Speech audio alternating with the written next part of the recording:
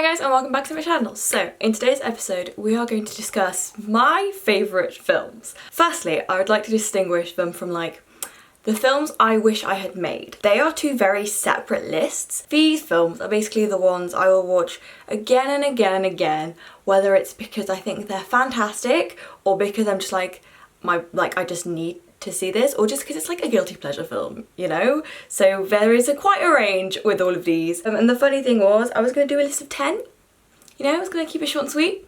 And then I kept remembering films, and I was like, oh, but that one as well.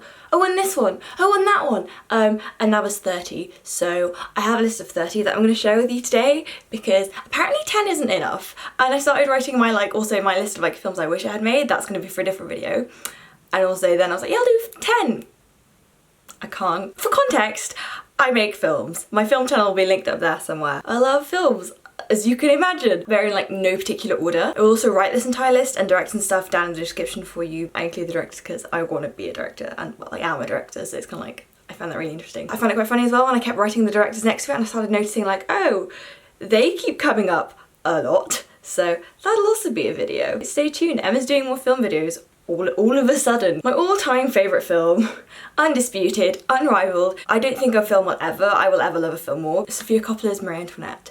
I have seen this film maybe 14 or 15 times. I can quote this at you like nobody's business. One of my favourite things directors do is if they have actors they keep using again and again because I really love them. So the partnership of Sofia Coppola and Kirsten Dunst I think is so great and I love it. It's about aesthetic as well, that film. It's such a beautiful film. I love Versailles. And the way she mixes the music, there's a lot of like contemporary 18th century classical stuff, but then she mixes like 80s new wave stuff in there and I'm like, how does this work? It works, but how? It's such a beautiful film to just watch. I feel like it makes the most of the fact that it is film. Also, Sofia Coppola used Antonia Fraser's biography of Marie Antoinette, which I own. That's actually a still from the film. I just really like that film, and it takes a more sympathetic sort of view on her, and I just really like it. Even though I know it wasn't that popular in France, but I freaking love that film. Another Sofia Coppola film is Lost in Translation. I adore this. I've got the poster of it in my bedroom. She works with fantastic actors. I'm like, yeah, I know she's Francis Ford Coppola's daughter. She can like do that. I think she just does it really well, and especially the way she does loneliness in that film is like, she doesn't need much and she works really well with it, and I find it quite a calming film, and I find it very simple too, and that's what I just really love about it. It's so simple, but she does it so well. Number 3, The Princess Diaries. I mean, the amount of times I've been told I look like Anne Hathaway or Princess Mia, I'm like, well, I felt the need to revisit it, and I just kind of remembered, like, I love this film so much. I mean, everybody wants to be a princess, so I saw a tweet recently as well being like, if Kate Middleton and Meghan Markle didn't get princess lessons like Princess Mia, I will be very upset. And I kind of agree. That was directed by Gary Marshall, and also then I realised Pretty Woman also is directed by Gary Marshall, so he clearly does rom-com chick flicks well. I just love Pretty Woman. Like Julia Roberts, you can't go wrong with her. She's so beautiful. Also, I realised a lot of rom-coms I really enjoy all have that same makeover, transformation, shopping aspect, and like, I feel like I need to make an entire video on this kind of like theme. It's actually so problematic, but why is it so satisfying? There's something about it, I'm like, like I know this is bad. I was watching it and I'm like, this is problematic, but I love it. It's just when she's wearing the red dress and then she goes to the opera. That's when I first went to the opera. That's what I was literally just thinking about that, and I'm like, great film. Number 5, Fight Club. Just Brad Pitt, Helena Bonham Carter, and oh, I always forget his name. I just think the way they act together is so good. I love the whole premise of the film. And also, as far as I recall, I remember when they screened it at Cannes, Brad Pitt and, oh my god, I can't remember, were just apparently like laughing at their own jokes, and people in the audience literally got up and left. Like they just got up and left during the screening because they were like, nope. So it's just like, but it's such a good film. Also, have you ever noticed like colour grading of it? It's just, I don't know why. It works so well with the film. I love it. It's a film about soap, but Forrest Gump!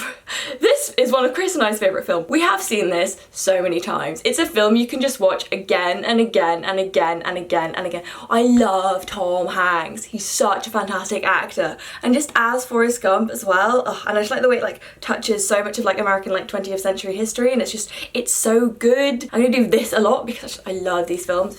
It's a fantastic film. It's such a sweet film too, and I just love the characters. Like, you can't not get really emotionally attached to them. Number 7, The Godfather.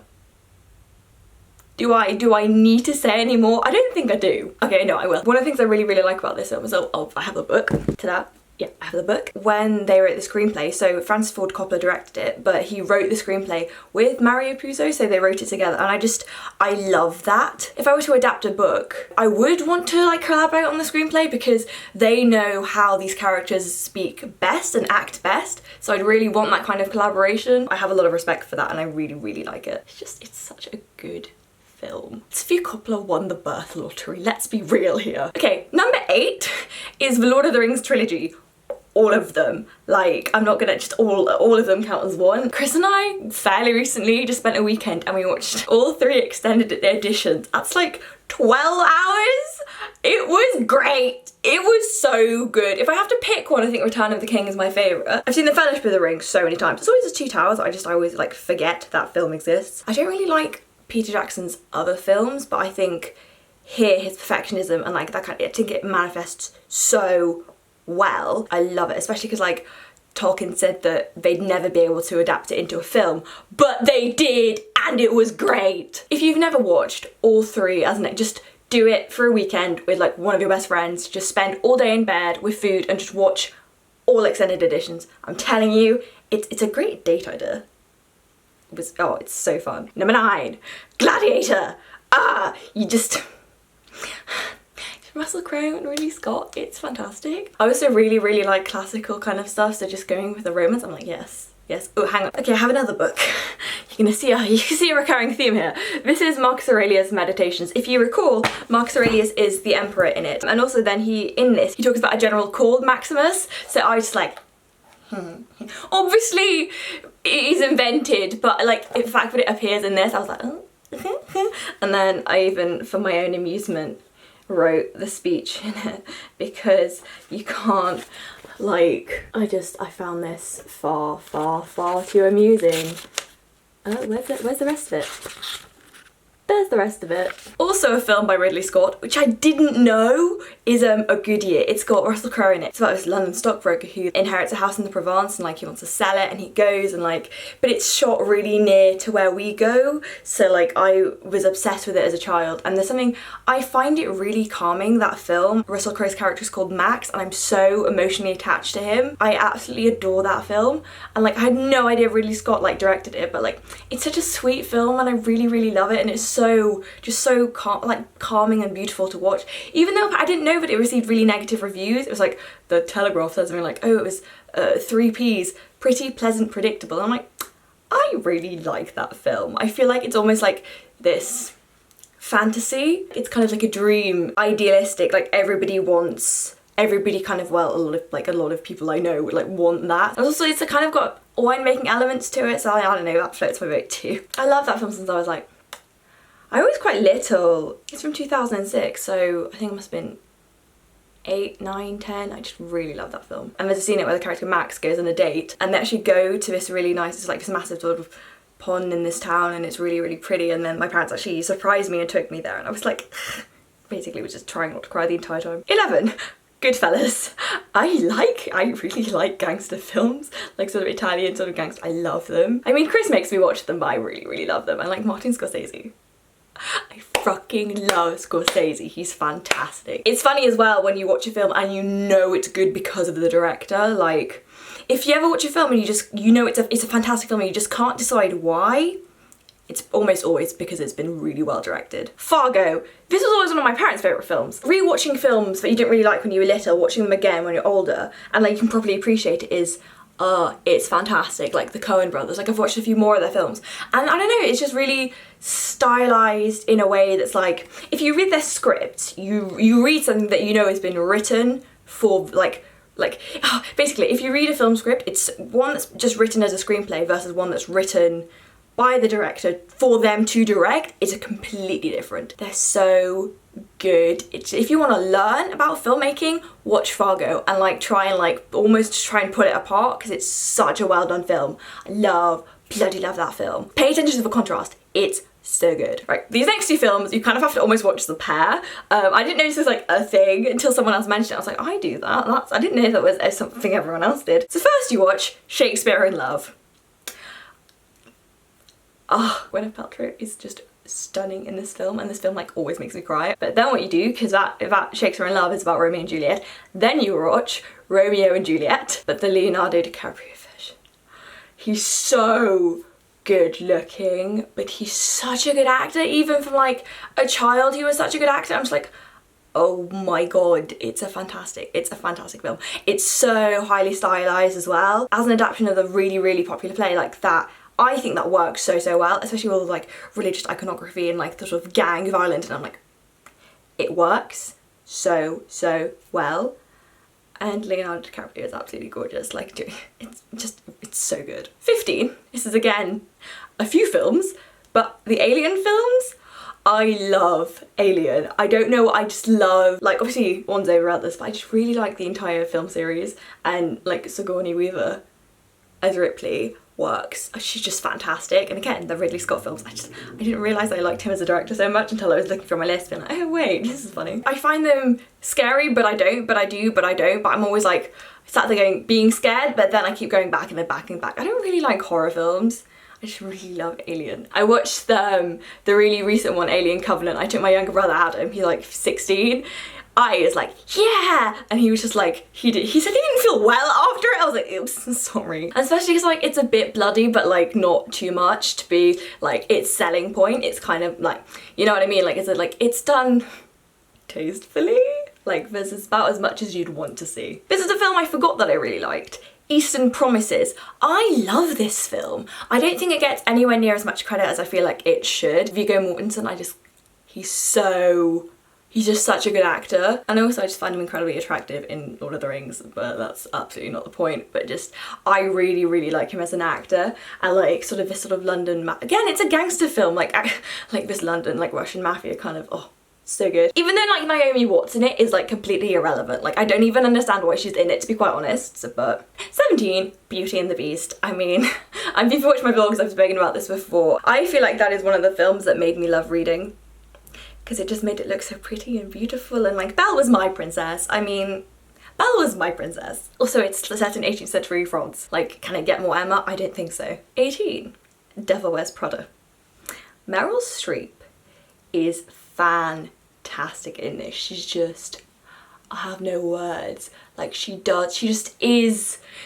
is Miranda Priestley. She embodies her so well. And like, you just get a little bit scared of her. There are so many good lines in that film. And it has Anne Hathaway as well. But I think Meryl Streep, that is so much better. Like, she just, I watched that just to see her act. Like, it's so good. Also, like, it's a whole kind of like Vogue runaway sort of fashion world that I would like, at that point in my life when I watched it for the first time, I still really wanted to do. But Miranda Priestley is like my favourite kind of villain. She's a bit like Cruella de Vil-esque, but then also like if you ever watch Ugly Betty, she reminds me a lot of William Slater, and then obviously of course of Anna Wintour. It's just an aesthetic film. It's such a like New York swanky kind of film, and like fashion, clothes, amazing. Love it. 19, American Psycho.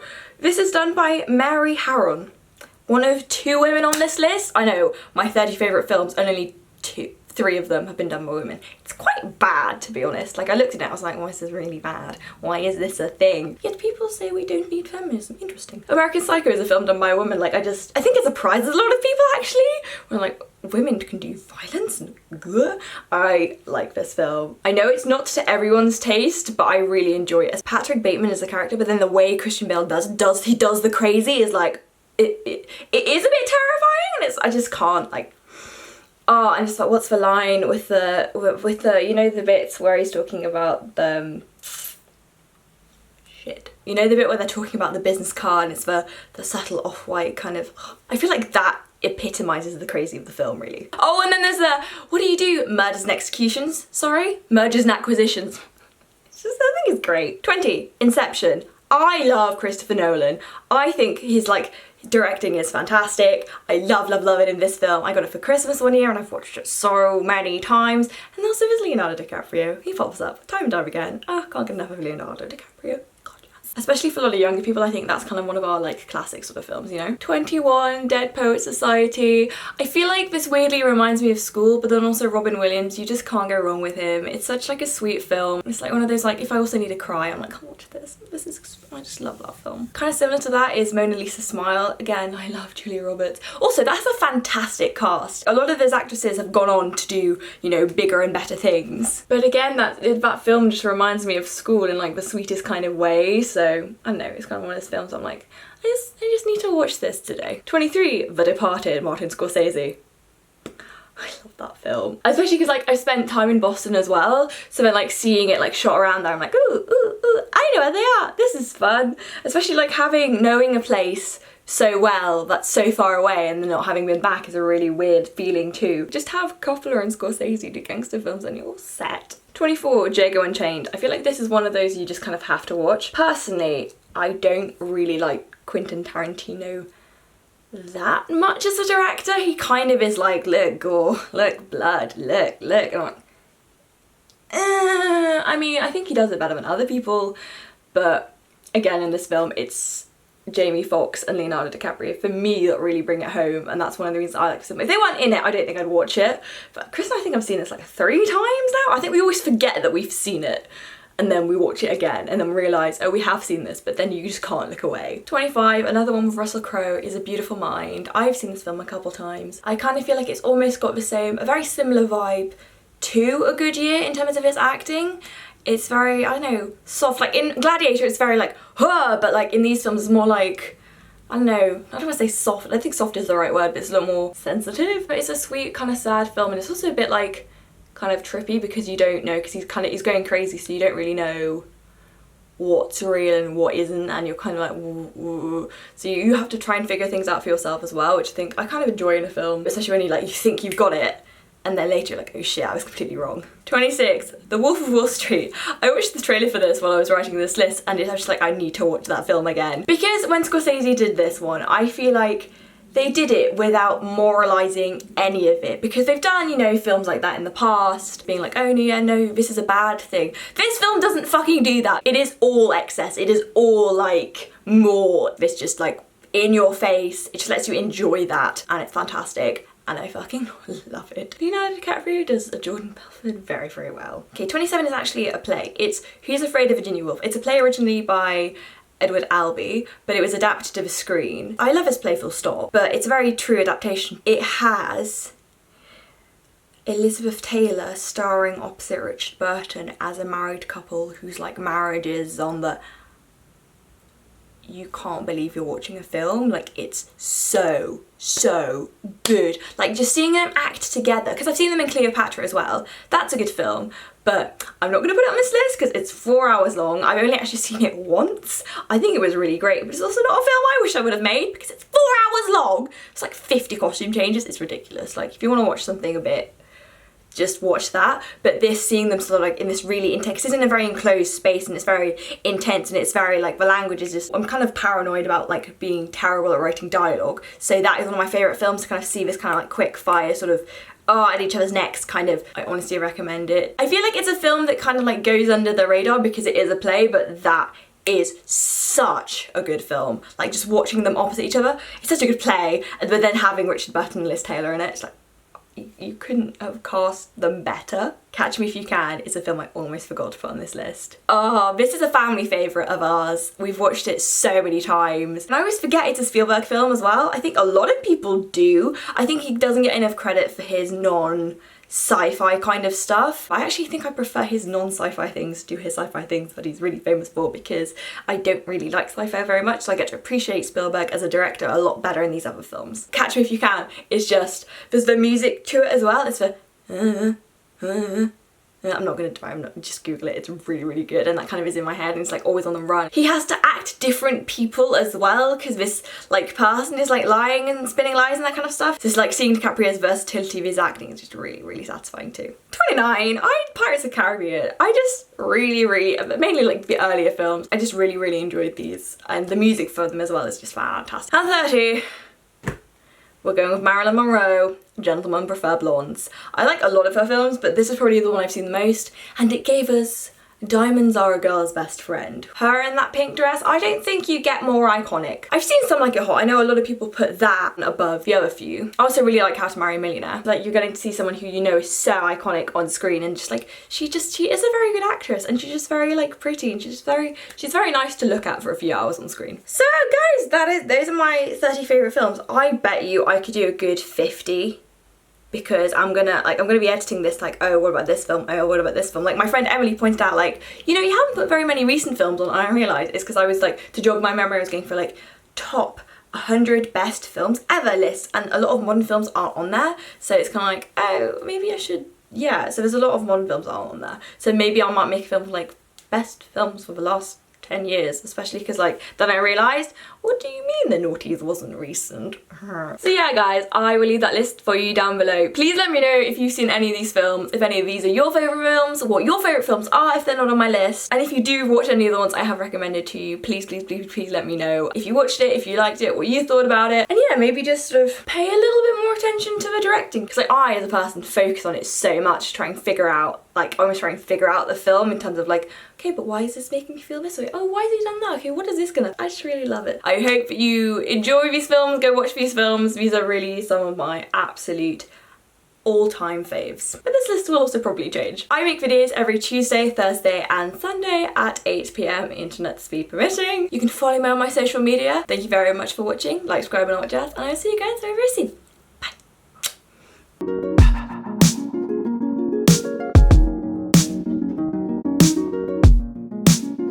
My name is Maximus Decimus Meridius, Commander of the Armies of the North, General of the Felix Legion, loyal servant to a true Emperor Marcus Aurelius, father to a murdered son, husband to a murdered wife, and I will have my vengeance in this life or the next.